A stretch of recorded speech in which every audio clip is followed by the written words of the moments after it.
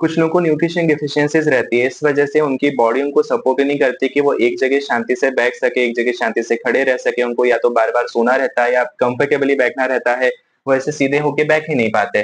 तो इस वजह से भी एक प्रॉब्लम होती है कि वो मेडिकेशन में नहीं बैठ पाते। तो ऐसे कई सारे रीज़न्स हैं जिस पर हम कभी ध्यान नहीं देते। हम डायरेक्ट उस शरीर के साथ ध्यान करने बैठ जाते हैं, जो शरीर उस अवस्था में नहीं है कि वो ध्यान करने की स्थिति में खुद को ला सके।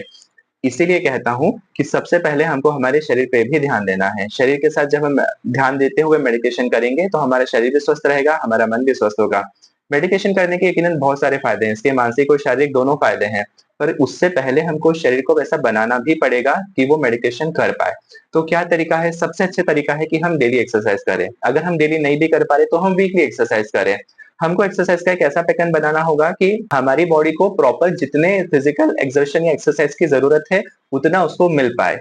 और इसीलिए हमने एक्सरसाइज़ को 2 पार्ट में डिवाइड किया है। बहुत सारे लोग बोलते हैं कि हमको बिल्कुल टाइम नहीं मिलता है, उन लोगों के लिए और जो बहुत बिगिनर्स हैं, उन लोगों के लिए ये दोनों तरीके बहुत आसान है। सबसे पहला, आप वीक में केवल 3 दिन एक्सरसाइज़ करिए, लेकिन 3 दिन अपनी बॉडी की कंप्लीट स्ट्रेचिंग कर सकते हैं। उसमें आप चाहें तो सूर्य नमस्कार कर सकते हैं, जो भी एक्सरसाइज़ या आसन आपको पसंद है, आप वो कर सकते हैं, जिसमें आप कंफर्टेबल महसूस होते हो, जिसको करने से आपको कोई मेडिकल इश्यू ना होता हो, वो सारी एक्सरसाइज़ या आसन आप कर सकते हैं। पूरी तरह से वीक में 3 दिन कर सकते हैं, पर थोड़ा फिर आपको लंबा समय देना पड़ेगा।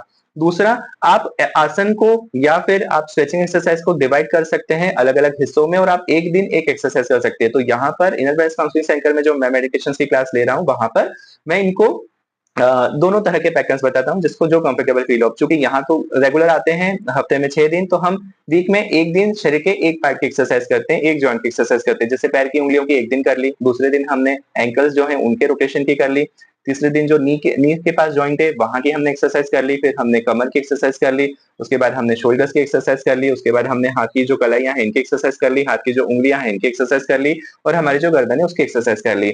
साथ में हम एक्सरसाइज कर सकते हैं हमारी आँखों की भी, आँखों को भी हम रोटेट कर सकते हैं अलग-अलग पोज़ीशन में, ताकि एक-एक दिन उसकी भी एक्सरसाइज हो। आप चाहो तो अपने शरीर के अलग-अलग हिस्सों की एक्सरसाइज को इस तरह से एक-एक दिन बाँट सकते हो, जो आपके लिए बहुत आसान होगा। जैसे ही वो खत्म हो जाती है, अगले दिन से आप एक-एक चीज़ प्राणायाम कर सकते हो। एक दिन अनुलोम-विलोम कर लिया, एक दिन कपालभाति कर लिया, एक दिन भ्रामरी कर लिया। कब करना है, कितना करना है, कैसे करना है, इस पे स्पेसिफिक वीडियो बनाकर मैं फिर अपलोड करूँगा। आप उसे ज़रूर देखिएगा, उससे आपको बहुत हेल्प मिलेगी।